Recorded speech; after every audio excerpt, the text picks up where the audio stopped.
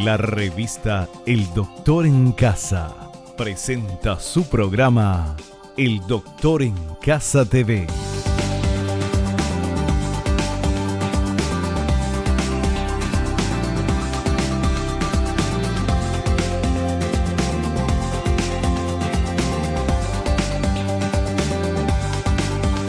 Con la conducción de Vivi Landó.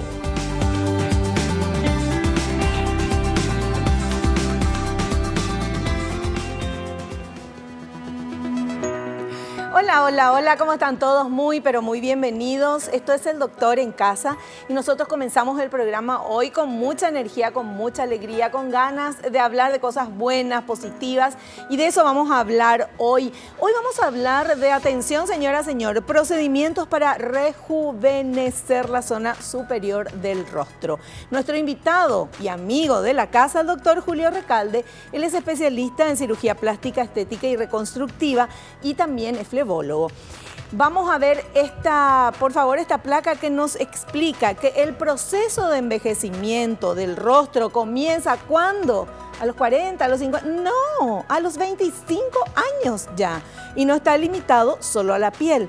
Se caracteriza por la pérdida de elasticidad de las estructuras y su caída progresiva, que varía según las características particulares de cada paciente.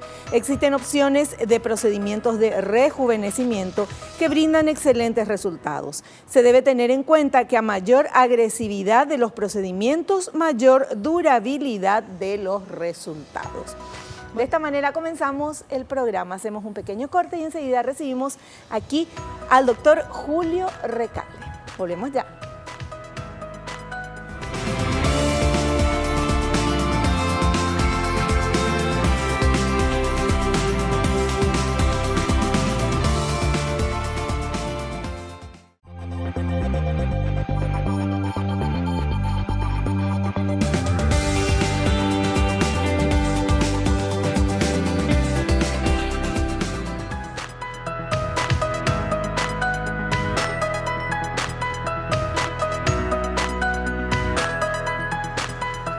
Ya estamos con nuestro invitado, el doctor Julio Recalde.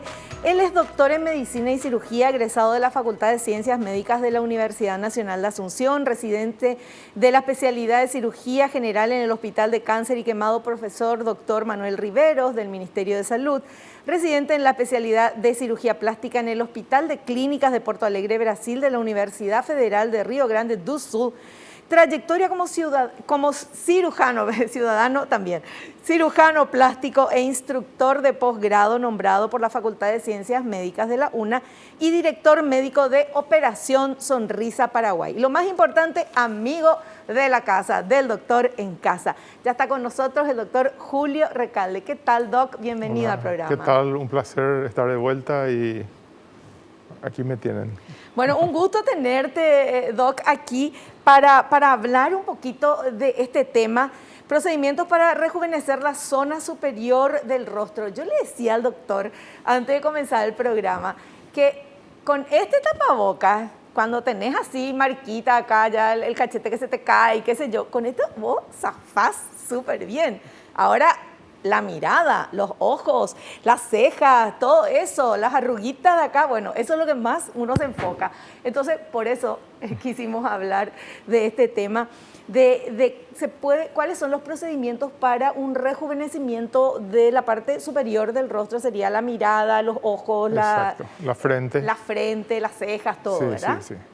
Bueno, siempre es algo que está, vamos a decir, en permanente búsqueda de cosas más duraderas y menos agresivas, ¿verdad? Siempre empezamos con una evaluación del paciente, lo examinamos, vemos cuál es el grado de uso, por ejemplo, de la frente, de los músculos de la frente, porque hay gente que se le cae tanto los párpados, las cejas, que tienen que hacer fuerza y levantar la mirada para poder hacer fuerza con la frente, ¿verdad? Y levantar la mirada para poder ver al frente, ¿verdad? Entonces, en esos casos donde es muy severo, puede requerir inclusive un lifting de la frente, ¿verdad? Y tenemos casos donde viene gente que está en sus 30, 40, que te dicen se me está cayendo un poco la cola de ceja, ¿qué puedo hacer? No quiero un Botox, entonces bueno, puedes hacerle una suspensión con hilos. Siempre hay una variedad de cosas, una variedad de agresividades en cuanto a lo que estamos haciendo, ¿verdad? No todo el mundo necesita la misma receta para el tratamiento, ¿verdad? Claro. Y después cuando tratamos la parte de párpados, la mayoría de las veces son cirugías de resección, es decir, sacar piel, sacar grasa, pero también hay pequeñas cositas como hacer rellenos en algunos casos que pueden servir, por ejemplo, para el peldaño, que a ellos le llamo el peldaño, ¿verdad? Entre el párpado y la mejilla, que se forma de repente un hundimiento, entonces a veces eso se puede rellenar. Se puede rellenar con algún ácido, algún producto, o en todo caso, haciendo la cirugía del párpado, se usa parte de la grasa para hacer el relleno de esa parte. Es decir, ahí tenemos un montón de tácticas para conseguir el rejuvenecimiento. También ahora que hay productos mejores, vamos a decir, de mayor duración, de más fácil manejo, por ejemplo, la hidroxiapatita de calcio, que sirve para destacar más la parte de los pómulos, a veces inclusive para la gente que perdió mucho la parte ósea de la órbita, se puede poner hidroxiapatita como para sobrelevar un poquitito eso. ¿Eso qué es, doctor, hidroxiapatita? Y es un producto, vamos a decir, no es nuevo en el mercado, pero su uso como producto rejuvenecedor es reciente, ¿verdad? Se consiguió producir un producto que se puede inyectar, ¿verdad? Pero es artificial. Es artificial, es artificial. ¿Y se queda ahí o se va diluyendo? Se va también diluyendo, pero es menos, es prácticamente un hueso en cierto sentido, entonces inclusive nosotros hacíamos mucho, cuando estábamos en el Brasil, ¿verdad? Hacíamos mucha reconstrucción de cráneo y usábamos hidroxiapatita como parte de nuestro pegamento, sería para... O sea, es algo que como un hueso se le agrega grosor al hueso. Se podría agregar grosor al hueso. Y tiene propiedades, vamos a decir, un poquito de propiedades biológicas, entonces produce un rejuvenecimiento secundario aparte del hecho del relleno, ¿verdad? Qué genial. Entonces ahora hay productos biológicos activos que producen una reorganización del colágeno, producen nuevo colágeno que produce el efecto rejuvenecedor, porque resulta que eso que decía el cartel de 25 años que empieza el proceso de generación, es porque parte del colágeno del cuerpo empieza a degenerarse, y es un colágeno que normalmente no se vuelve a producir. Claro. ¿Verdad? Entonces, y ese es el colágeno de sostén. Entonces ahora hay productos que pueden producir colágeno de sostén nuevo. Y eso está dando muchos buenos resultados estéticos, ¿verdad? Por supuesto que siempre limitados. Claro. No va a pretender, ¿verdad?, que colocar 2 o 3 jeringas de un producto de esos vaya a producir el efecto de un lifting, ¿verdad? Claro. Entonces, donde nosotros tratamos de ayudar al paciente es en la elección del procedimiento. La gente que nunca se hizo nada, yo siempre le sugiero empezar con pocas cosas, ¿verdad? A no ser que ya esté demasiado destruido y lo que el paciente pida ya sea extraordinario, ¿verdad? Entonces solamente vamos a una parte quirúrgica. Pero siempre es hablado, es conversado. Yo trato de entender al paciente en qué es lo que tiene y qué es lo que pretende, ¿verdad? Y el precio a pagar en sufrimiento, en cicatrices, en tiempo de recuperación, porque cuanto más agresivo también más tiempo de recuperación. Claro. Pero el resultado suele ser mejor. Obvio. Pero lo ideal entonces sería que uno vaya haciéndose algunas cositas, poniéndose botas, un rellenito, además de tener una buena alimentación, dormir bien y todo eso que es más que importante, pero así antes ir haciéndose ya, no esperar, no sé, voy a cumplir 60, voy a cumplir 70 y ahí me voy a hacer, porque ahí ya te deterioraste y obviamente te pueden mejorar, pero ya el cambio va a ser muy drástico. Claro, o sea, la idea es que se vaya de a poquito, exacto, ¿verdad? Siempre es mejor ir de a poco. a veces la gente te dice, no voy a esperar que todo se caiga y no es así, ¿verdad? Es mucho más difícil de operar, es mucho más difícil de conseguir un resultado natural también. Exactamente. Yo recuerdo siempre que tuve unas pacientes que vino una señora, se operó y a los 10 años vino y se hizo otra vez otro lifting, así, una cirugía de rejuvenecimiento. Y vino la consuegra para hacerse su primer lifting, tenían la misma edad, pero la consuegra venía sin haberse hecho nada nunca y le dije, los resultados no van a ser iguales. Y cuando la operamos, evidentemente los resultados no fueron iguales a lo que se consiguió con la primera paciente, que ya era solamente estirar un poquitito de piel y acomodar. En la segunda paciente era estirar piel, colocar músculo, una serie de cosas, y entonces los resultados no son iguales. Siempre es mejor ir de a poco, hacer un procedimiento, conseguir un buen resultado y después hacer otro procedimiento relativamente pequeño más adelante y se puede llegar a un buen puerto. Perfecto. Bueno, esas son las recomendaciones de nuestro invitado y ahora vamos a ver este material que ha preparado el equipo de producción. A ver. Se deben tener en cuenta las características particulares del paciente. Cuando el paciente acude al consultorio buscando un rejuvenecimiento de frente y párpados, el especialista debe tener en cuenta sus características particulares a fin de indicar las mejores soluciones. A mayor edad, los resultados serán más limitados, especialmente si el paciente descarta procedimientos quirúrgicos.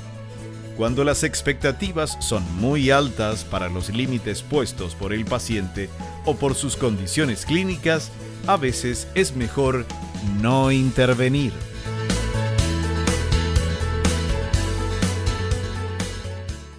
Bueno, muy bien. Es cierto, tenemos que ir midiendo, ¿verdad? Expectativa versus realidad siempre es un parámetro importante de qué es lo que podemos conseguir con el paciente.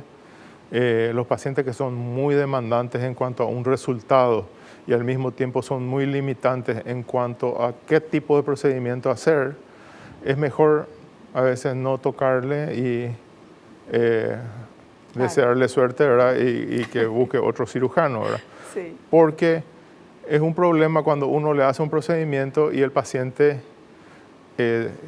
quería mucho más de resultado, o vienen y te dicen, no, yo puedo pagar hasta acá nomás, esto nomás voy a hacerme, pero siempre esperando el resultado más caro, vamos a decir. Entonces, al evaluar al paciente tenemos que ir no solamente evaluando sus condiciones físicas, sino que también las condiciones psicológicas para recibir el tratamiento que está pidiendo, ¿verdad? Y vemos la elasticidad de la piel, preguntamos a ver qué ya se hizo, qué no se hizo. Muchas veces, lastimosamente, ¿verdad? Vemos pacientes que te comentan que no se han hecho ningún procedimiento y resulta que se han hecho procedimientos con productos no certificados, no calificados. Y entonces, y como saben que se hicieron eso, no quieren contar. Y uno al hacer un procedimiento se encuentra con alguna sorpresita, ¿verdad? Por ejemplo, inyecciones de silicona, que es prohibitivo, ¿verdad? No, claro. A esta altura del partido a mí me parece criminal que la gente siga inyectando silicona líquida a una persona. Sí. Pero de repente el paciente te dice, no, yo me hice tal cosa, y uno averiguando también averigua con quién se hizo y ya más o menos puede saber, ¿verdad? Entonces, empezamos, por ejemplo, evaluando la frente, la cantidad de arrugas, el tipo de arrugas, si son arrugas que ya han marcado como cicatriz o si son arrugas solamente cuando el paciente mueve mucho la frente. Entonces podemos sugerir una toxina botulínica, que es la primera elección. Cuando las arrugas son muy profundas podemos hacer toxina y de repente colocar algún tipo de relleno como para disminuir la profundidad de las arrugas, o inclusive hacer unas pequeñas cirugías que se llaman subcisiones, donde se pone un objeto cortante debajo de la arruga y se va soltando eso como para que la arruga se vaya liberando. Sí. Y entonces es más fácil colocar un relleno. O sea, hay opciones tácticas demasiado importantes. Otra cosa que podemos hacer cuando el paciente hace mucha fuerza para levantar la ceja, es de repente hacer una cirugía por vía endoscópica en la cual se suelta toda la piel de la frente y se la estira y se sujeta para arriba, y con eso se consigue levantar la ceja. Y al mismo tiempo se consigue también aflojar un poco la musculatura. Y en último caso, que es una cirugía que hace años no podemos realizar porque los pacientes ya no llegan a tanto, es hacer el lifting coronal, que es abrir toda la frente, despegar, soltar los músculos y volver a coser eso. Eso se usaba mucho antes, ¿verdad? Antes era la cirugía número 1 de la frente, era esa, y el Botox vino a barrer con eso, ¿verdad? El Botox vino y colocó otro tipo de expectativa y otro tipo de realidad, ¿verdad? Bueno, eso es bueno utilizar el Botox, obviamente siempre con un profesional para que no te quite la expresión del rostro, pero para que esas arrugas no se vuelvan más grandes o más profundas. Así es. ¿Verdad? Entonces, envejecer con dignidad, ¿verdad? Con un poquito de Botox y todo, pero bueno, allá vamos. Hacemos un pequeño corte y ya volvemos.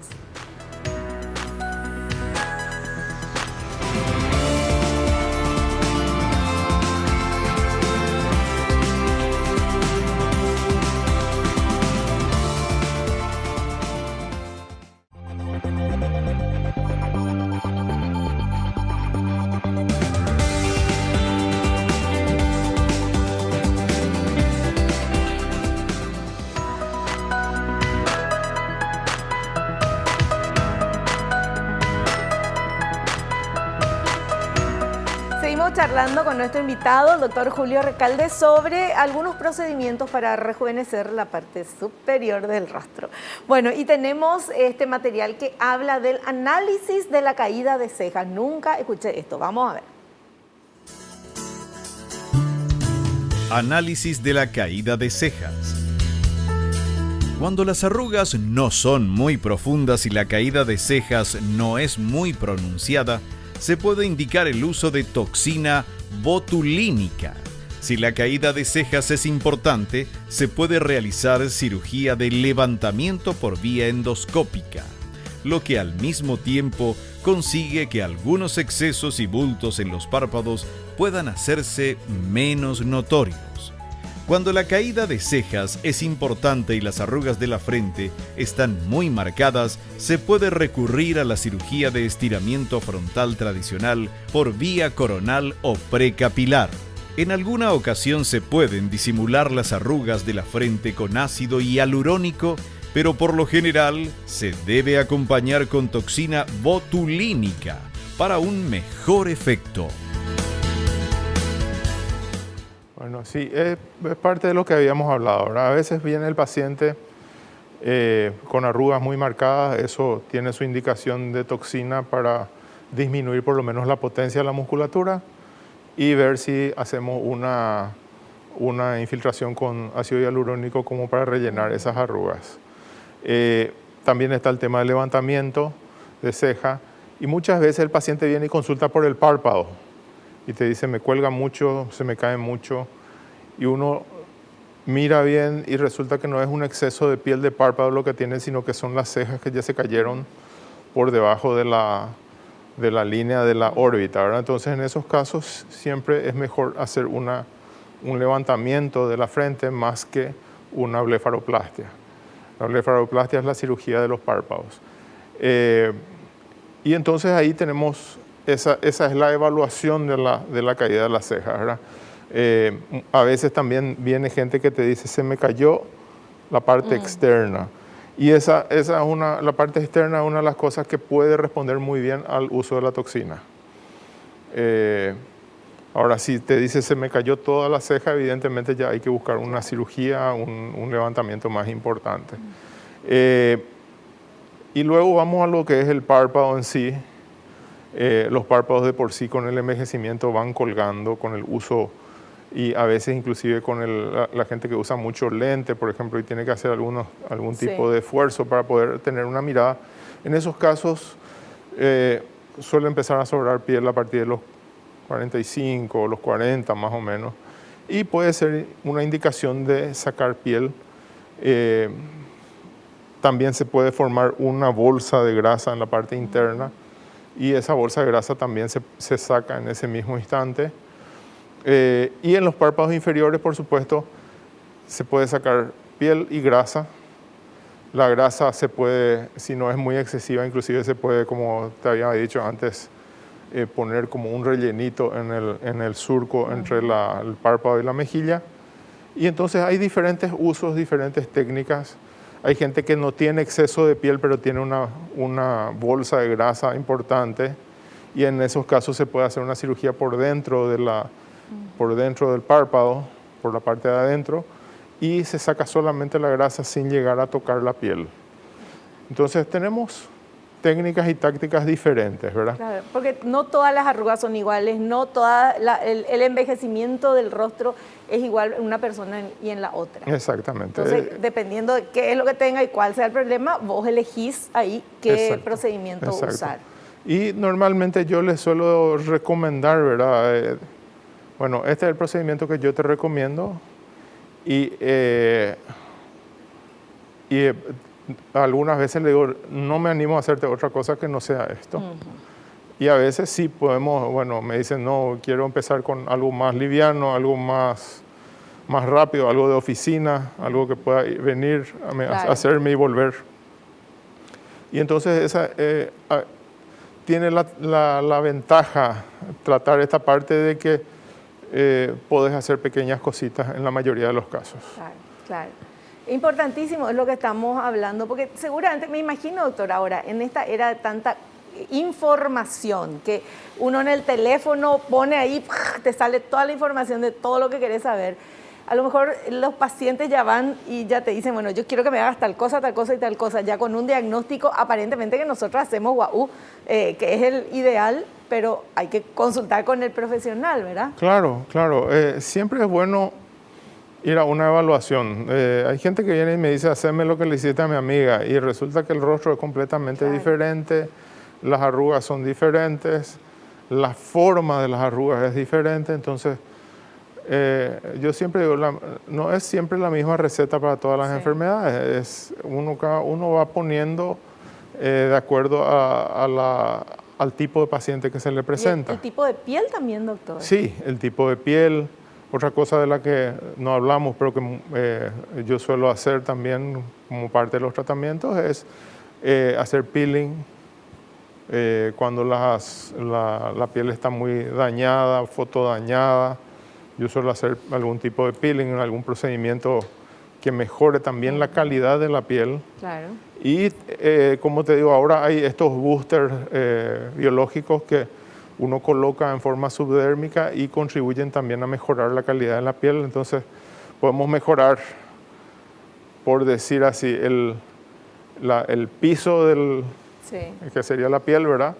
Y la parte profunda, que es la dermis, la subdermis, y con diferentes productos. Entonces no hay nada que sea absoluto, todo le puede servir a un mismo paciente.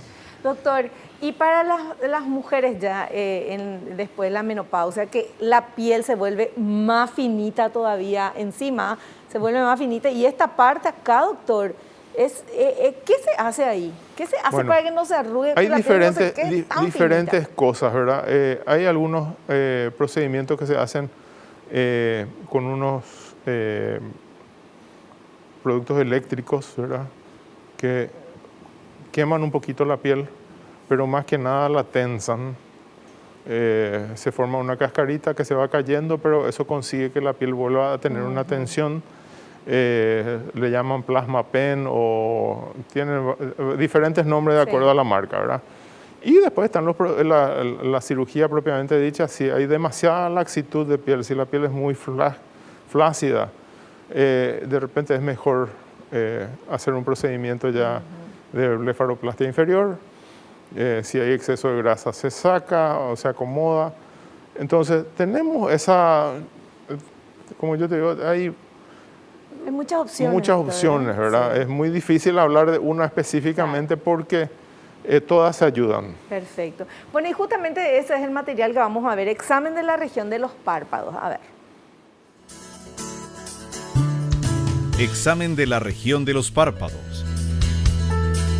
Se analiza el exceso de piel en los párpados superiores e inferiores, la presencia de bolsas de grasa y su ubicación. Al examinar la exposición de la parte blanca, conjuntiva, de los ojos y los párpados inferiores están muy flácidos, es conveniente darles tensión. De esta forma, se disminuyen las complicaciones en el posoperatorio. Sí, es muy importante esa parte, evaluar los excesos, evaluar lo que falta, ¿verdad? Y hacerle las advertencias al paciente, porque el paciente siempre te viene con alguna foto estática de qué es lo que ve. Pero el movimiento dinámico, los párpados son prácticamente después del corazón el músculo que más se mueve en el cuerpo, ¿verdad? Entonces, tienen muchísima actividad y eso produce esa parte de la flacidez. Tenemos que sacar párpado, tenemos que sacar piel. No podemos sacar todo el exceso de piel porque si no el paciente puede quedar con dificultad para cerrar los ojos. Entonces podemos crear un problema. Claro. Y muchas veces el paciente viene y te dice, che doctor, me sobra todavía un poquitito de piel. Me sobra todavía, sacame más. Pero querés cerrar el ojo para dormir o no, me hiciste mal, ¿verdad? Claro. Entonces, ese tipo de cosas yo suelo advertirle al paciente antes de operar. Te va a sobrar un poquitito, no voy a ser exagerado en esto porque la complicación es que no cierres el ojo y si no cerras el ojo vas a tener problemas de ojo.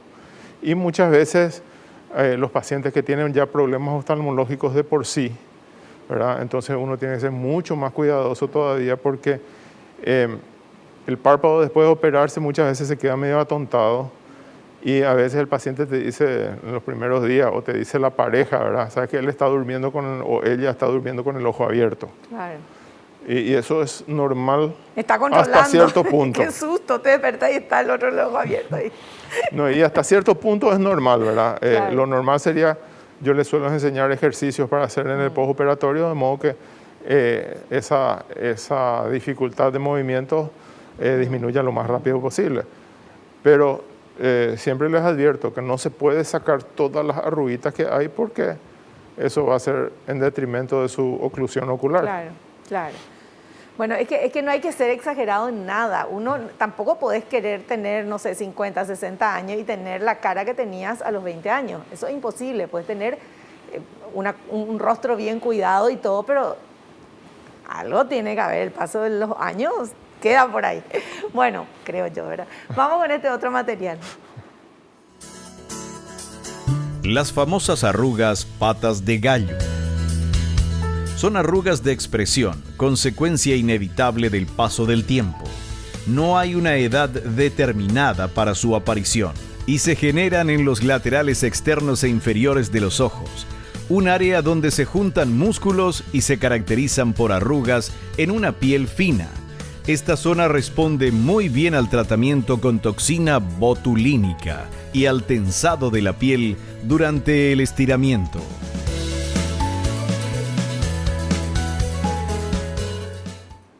Bueno, las patas de gallo, ¿verdad? Son siempre un motivo de consulta, son relativamente fáciles de tratar con el tema del Botox y algún relleno cuando uno consiguió el relajamiento de esa piel, desaparecieron la mayoría de las patas de gallo, pero se queda alguna arruguita más rebelde, esa de repente puede ser rellenada con ácido hialurónico.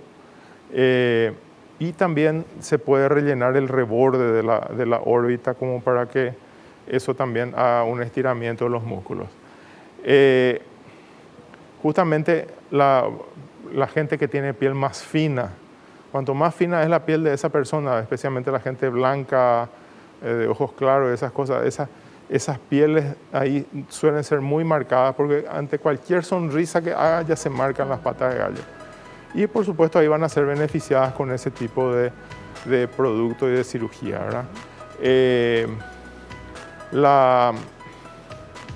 otro procedimiento, como te digo, algún pequeño relleno y a veces con el estiramiento. Cuando se hace un lifting se estira un poquito esa parte y con eso consiguen disminuir bastante. Perfecto. Bueno, vamos a hacer un pequeño corte, la musiquita nos está indicando eso. Volvemos enseguida para seguir hablando de cómo rejuvenecer la parte superior del rostro. Volvemos ya.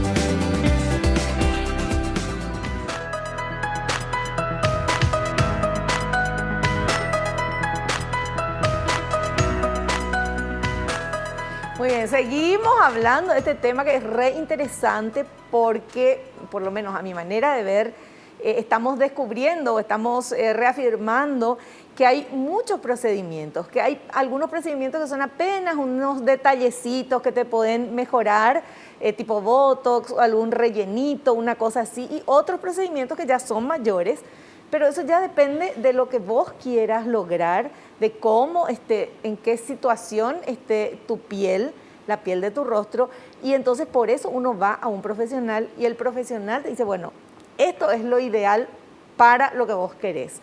Porque muchas veces, a lo mejor te pasa a vos, a mí, que ya nosotros sabemos todo lo que queremos, sabemos el resultado que queremos, pero no queremos que nos corten ni un pedacito, ¿verdad? Entonces, imposible. Bueno, de eso estamos hablando con nuestro invitado, el doctor Julio Recalde. Y ahora llegamos al área de los pómulos, doctor. ¿Qué es lo que le pasa a los pómulos? ¿Por qué uno tiene que tocarse los pómulos? Bueno, los pómulos son, por lo general, están constituidos por hueso en la parte más profunda, una capa muscular, que hay varios músculos de la mímica que están apoyados sobre el pómulo, y una capa de grasa encima, ¿verdad?, que da el acolchado de los pómulos. Los pómulos son muy interesantes porque en muchas personas hacen parte de su atractivo, ¿verdad? Tienen unos pómulos muy marcados, sí, que últimamente en los padrones de belleza se busca que el rostro tenga pómulos marcados, que la mandíbula marcada y todo ese tipo de cosas. Entonces, van adquiriendo cierta importancia. Al envejecer, el hueso, el hueso cigomático que forma parte del pómulo, se va reabsorbiendo, se va achicando, y entonces los músculos que están sobre él también se vuelven flácidos, ¿verdad? Es como que pierden tensión. Sí. Entonces, parte de estos procedimientos de colocar producto, lo más fácil es colocar producto, ¿verdad? Poner un poquito de ácido hialurónico.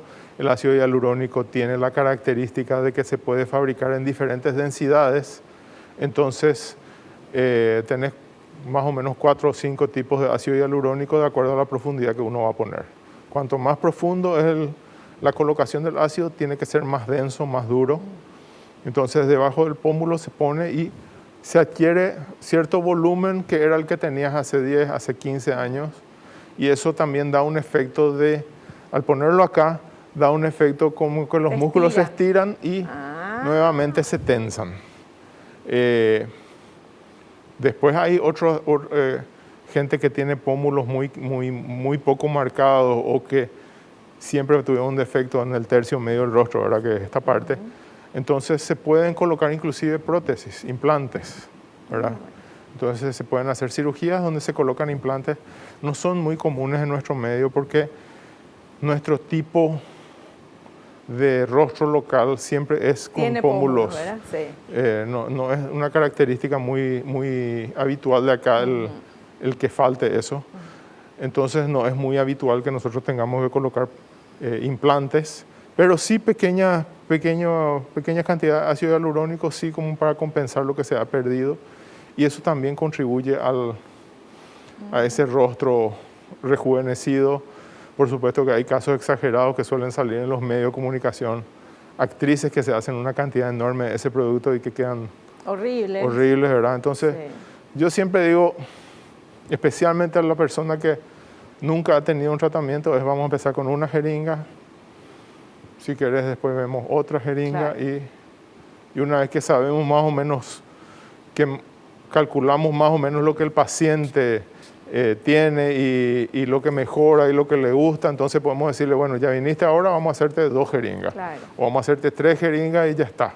Entonces, una vez solucionamos el problema. Porque lo que pasa, doctor, que en el rostro, 1 milímetro de más o de menos que uno cambie, cambia, ¿verdad? Claro. O sea, no es como ponerte acá en la mano, no sé, un poco más, un dedo un poco más gordito, menos gordito, no se va a notar tanto como es en el rostro. Si te pones, por ejemplo, mucho botox, te quedas así con la mirada así, que ya no se puede mover, los rellenos, todo eso, doctor. O sea, por eso que hay que ir con un profesional de experiencia. Y mi recomendación es mirar nomás quiénes son los pacientes del doctor que vos te vas a ir y vos mirá el resultado. Porque eso es como paciente, digo yo. ¿Está bien o está mal, doctor, Claro, eso? claro. Cada uno tiene, evidentemente yo tengo mi forma de mirar las cosas y trato de no salirme de eso. Claro. Entonces, evidentemente, a los pacientes que les gusta lo que yo hago van a venir junto a mí. Sí. Pero de repente hay otro médico que busca otro tipo de resultado y hay gente que se va a ir. Sí. Es como antes, hace 20, 25 años, cuando yo era estudiante, era lo que más se buscaba era ver quién hacía la nariz más artificial. Sí. Entonces se medía la calidad de cirujano por quien hacía la nariz más Era artificial. al revés. Y hoy en día estamos buscando justamente todo lo contrario, que sea Sí. lo más natural posible, porque nos estamos dando cuenta, después de todo este tiempo, que esas narices artificiales que uno consideraba lindas hace 25 años, hoy en día no pueden respirar Claro. Y ya no son lindas tampoco. y ya no son lindas tampoco. No están de moda. Bueno, eso también, la moda cambia tanto que uno tampoco puede ir cambiando el rostro, depende de lo que está de moda. Uno tiene que saber aceptarse, ver, bueno, yo tengo la cara chica, tengo la cara grande, son cosas que uno no puede cambiar, ¿verdad? La nariz grande, la nariz chica, eso se puede cambiar y hay que ver qué te queda bien, pero todo hablando con el profesional. Así Todo, mismo. no dejando, no es como el filtro de Instagram o las aplicaciones que de repente pones y te cambian todo y la piel perfecta y todo. No crean en ninguna de las fotos que se publican, ni en la mía en Instagram, porque usamos todos estos filtros. Bueno, ahora vamos, preparación y recuperación del paciente es nuestro material siguiente. Preparación y recuperación del paciente. Cuando se utiliza toxina botulínica o rellenos, la preparación puede ser mínima, como pruebas de coagulación. Si se planean procedimientos complejos, se realizan análisis completos y electrocardiograma. El retorno del paciente a la actividad laboral es relativamente rápido, horas en casos de tratamientos poco agresivos, 1 semana con los tratamientos de párpados y 2 semanas o más en casos de grandes cirugías de la frente.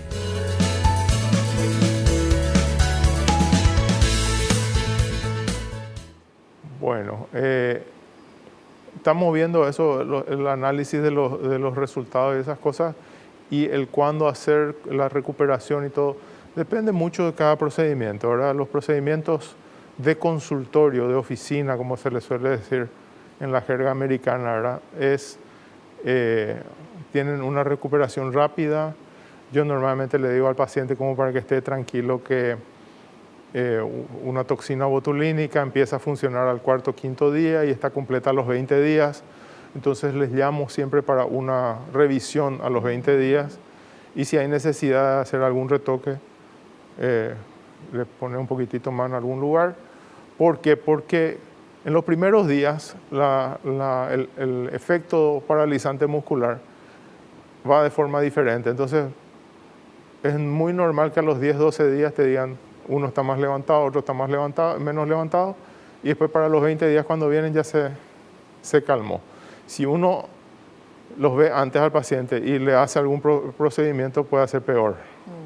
Entonces es mejor aguardar el tiempo necesario para poder hacer un control. En el ácido hialurónico el efecto es contrario.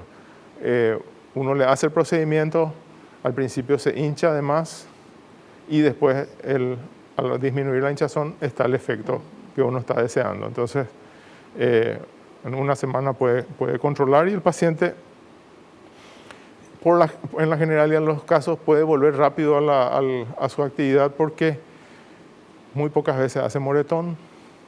Entonces, rápido. Y si hay algún pequeño moretón, como la mayoría de los pacientes son mujeres, se pueden maquillar y van a su actividad, ¿verdad?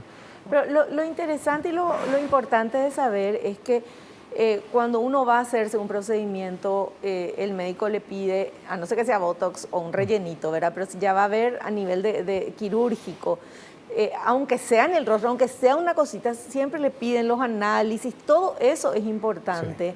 Sí. ¿Por qué decimos esto? Porque lastimosamente hay mucha gente que no es profesional médico en cirugía plástica, sino que hicieron algunos cursos, algunas cosas y están haciendo también. Y no tienen la experiencia, ni la expertise, ni los medios para que el paciente esté seguro. Claro. Hay que tener en cuenta todo, si que toma, que no toma, qué medicamento. A veces te dicen, no tomo aspirina, pero está tomando algunos productos para disminuir el colesterol y esas cosas, y algunos de ellos producen también un problema de coagulación y aumento de los moretones. Entonces hay que averiguar eso. Por otro lado, por ejemplo, lo del tabaquismo es muy importante. La gente que fuma tiene normalmente la piel más fina, los vasos capilares más frágiles y tiene, por ejemplo, la gente que fuma tiene súper marcado el tema de las patas de gallo. Entonces, a ellos, por ejemplo, hay que advertirles que los resultados pueden no ser tan óptimos como alguien que no fuma. Y cicatrizan más lento también. Y cicatrizan más lento también. Eso a partir de que consideremos algún procedimiento quirúrgico. La gente que se pone hilos, por ejemplo, los hilos tensores para levantar las cejas. De eso no hablamos, doctor. No hablamos, sí. Los que se ponen hilos tensores para levantar la cola de ceja, por ejemplo, en esos casos se puede sentir el hilo por un tiempo hasta que el hilo se reabsorba. Y inclusive en la zona temporal, que es aquí al costado de los ojos, muchas veces hay gente que por herencia, con el correr de los años, esto se le va hundiendo.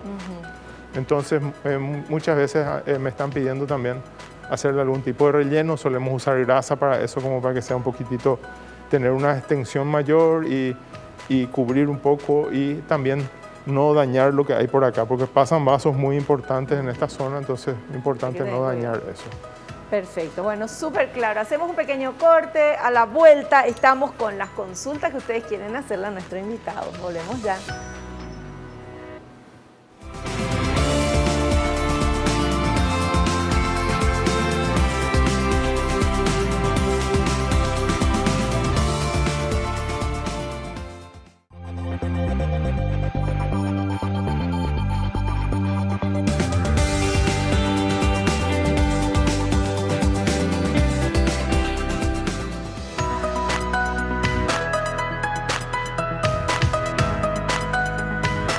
Y ahora estamos con las consultas que ustedes están enviando a nuestras redes sociales del Doctor en Casa. A ver esta primera consulta.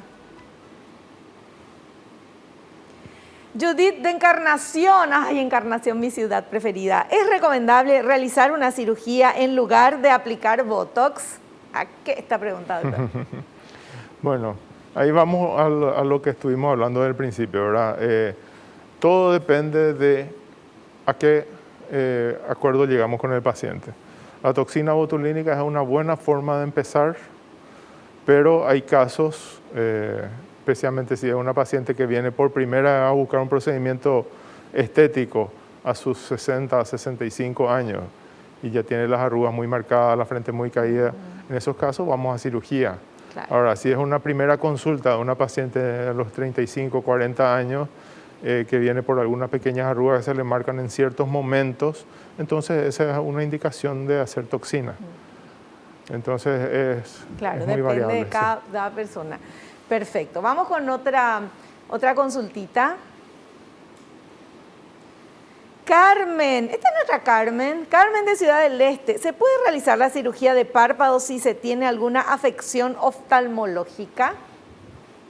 Bueno, sí, Carmen. Se pueden realizar, nosotros siempre cuando tenemos alguna sospecha, por ejemplo, el ojo seco, que es una afección muy importante, el tema de la falta de lubricación de los ojos.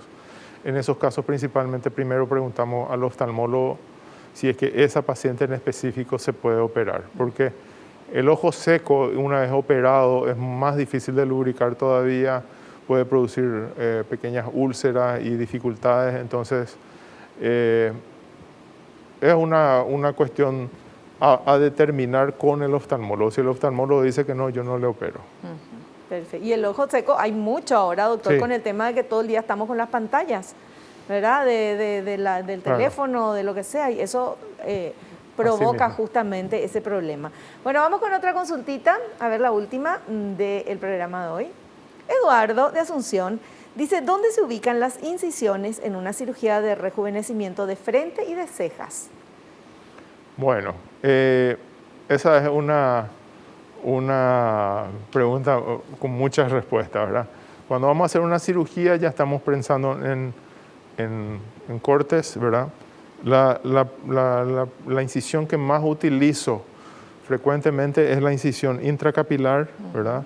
Cuando vamos a hacer solamente un levantamiento de cejas sin demasiado movimiento de tejido, ¿verdad? Por ejemplo, la paciente que dice, no me quiero más hacer botox por 3 o 4 años, haceme un levantamiento. Bueno, hacemos el levantamiento, hacemos un corte acá, despegamos la piel y hacemos por vía endoscópica eso y levantamos toda la frente. ¿Y cómo es el corte De grande? 2 a 3 centímetros, solamente suficiente para poder meter el endoscopio por ahí. Ya. El endoscopio es una cámara con la cual nosotros podemos revisar lo que estamos tocando, ¿verdad? La otra forma es hacer una incisión ya más grande, cuando hay mucha piel en exceso. La incisión puede ser precapilar, se le llama cuando está justo en la base del pelo, o intracapilar, y ya es para despegar toda la frente.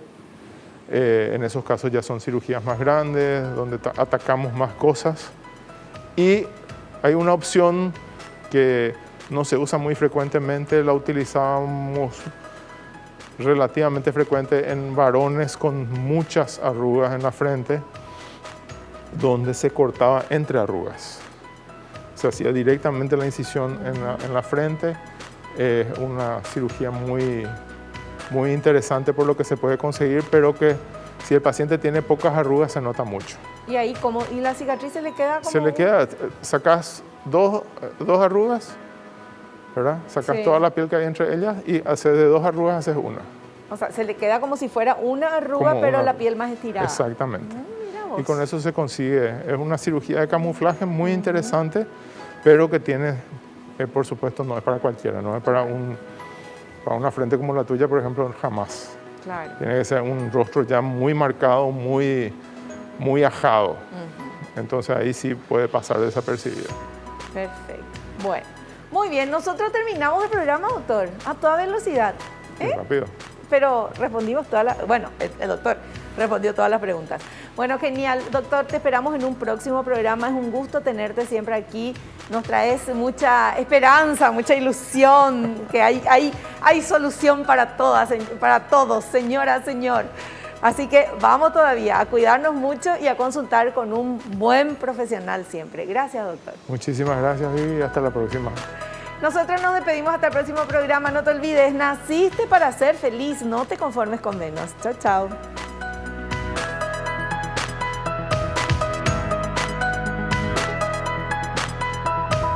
La revista El Doctor en Casa presentó a Vivi Landó en el programa El Doctor en Casa TV. Fue una realización de Alicante.